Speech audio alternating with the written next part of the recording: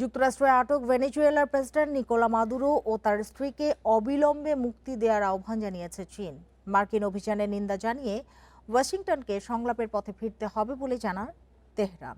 চীনের পররাষ্ট্র মন্ত্রণালয় জানায়, মাদুরো ও তার স্ত্রীর নিরাপত্তা নিশ্চিত করতে হবে যুক্তরাষ্ট্রকে। একই সঙ্গে যুক্তরাষ্ট্রকে ভেনেজুয়েলা সরকার উৎখাতে সব ধরনের তৎপরতা বন্ধের আহ্বান জানানো হয়। ভেনেজুয়েলায় মার্কিন হামলার নিন্দা জানিয়ে একে সার্বভৌমত্বের গুরুতর লঙ্ঘন বলে অভিহিত করেছে উত্তর কোরিয়া ও মালয়েশিয়া।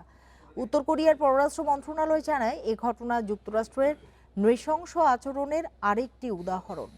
মাদুরো ও তার স্ত্রীকে কোনো ধরনের বিলম্ব ছাড়াই মুক্তি দিতে হবে বলেন মালয়েশিয়ার প্রধানমন্ত্রী আনোয়ার ইব্রাহিম। এদিকে ভেনেজুয়েলায় মার্কিন অভিযান ও মাদুরোকে তুলে নেয়ায় ট্রাম্পকে অভিনন্দন জানিয়েছেন ইসরায়েলের প্রধানমন্ত্রী বেনিয়ামিন নেতানিয়াহু।